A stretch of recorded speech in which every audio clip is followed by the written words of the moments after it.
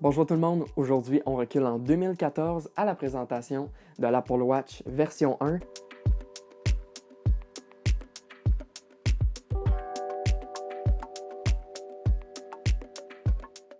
Et aujourd'hui, on va aborder la première Apple Watch. Pourquoi? Parce que je me suis dit, ceux qui l'ont encore, cette Apple Watch, est-ce que ça vaut la peine de la garder en 2022? Ou du moins de peut-être l'acheter? Parce que oui, des fois, ça peut devenir intéressant d'acheter une montre seconde main. Et la première version d'Apple Watch, Apple s'est vraiment dit, on va mettre le paquet niveau accessoires parce que quand même, à la première version d'Apple Watch, on avait ce petit ensemble ici avec son boîtier pour justement l'entreposer. Donc ça, c'était vraiment disponible avec l'Apple Watch classique. Tandis que l'Apple Watch Sport, qui était la version moins haut de gamme, avait ce boîtier-ci, qui était finalement un boîtier fait sur le long, tout dépendamment dans le fond de la version que vous preniez, parce qu'il y avait également la édition qui se détaillait autour des 12 à 24 000 $, qui était quand même en or 24 carats, mais tout de même un prix qui était un petit peu trop exorbitant par rapport à ce que c'était. On avait un boîtier, mais qui était à la fois rechargeable, qui nous permettait de recharger la montre tout en l'entreposant, ce qui était intéressant. Et ce qui était exclusif également à l'Apple Watch Édition et l'Apple Watch classique, c'est qu'on avait cette petite chiffonnette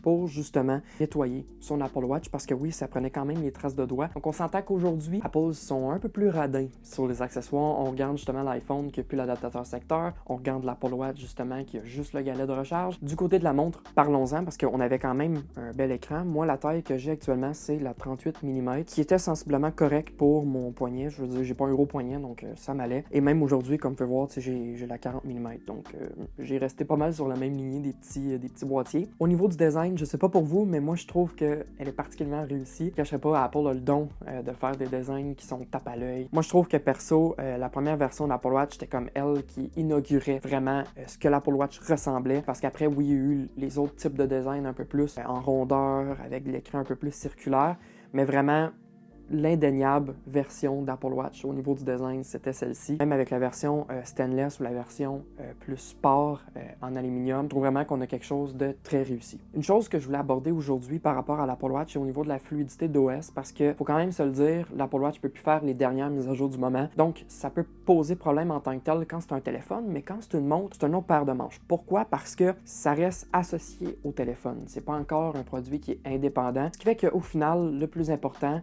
c'est le téléphone.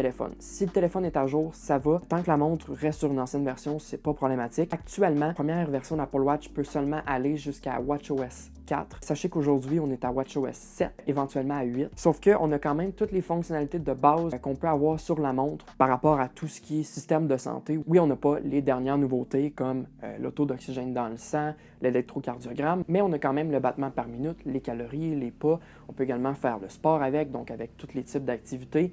Donc, pour vrai, je trouve que pour une première version de montre, je trouve qu'Apple a quand même créé quelque chose de complet. Après, oui, il y avait quand même du peaufinage au niveau du processeur parce que je vous le cacherai pas, il est très lent, là. Honnêtement, si vous allumez l'Apple Watch, attendez quelques minutes parce que vous allez voir que ça prend du temps à allumer l'Apple Watch, qu'une fois qu'elle est allumée, ça va. Même au niveau de l'écran, ça reste de l'écran OLED, ce qui reste intéressant au niveau de la consommation d'énergie, mais quand même, au niveau de la batterie, c'est 18 heures, selon Apple. Je dis selon Apple parce que, malheureusement, c'est pas 18 heures. Il faut quand même absolument la recharger le soir. Si vous voulez dormir avec, je vous conseille de le recharger à peu près 1 heure pour justement suffire pendant la nuit. Au niveau du stockage, on a 8 GB de stockage, ce qui reste très peu. Honnêtement, c'est pas beaucoup avec les mises à jour qui sont compilées. Son 4 prend quand même à peu près 3 GB, ce qui fait qu'il reste 5 GB. Donc 5 GB pour mettre de la musique, je veux dire, ça va vite.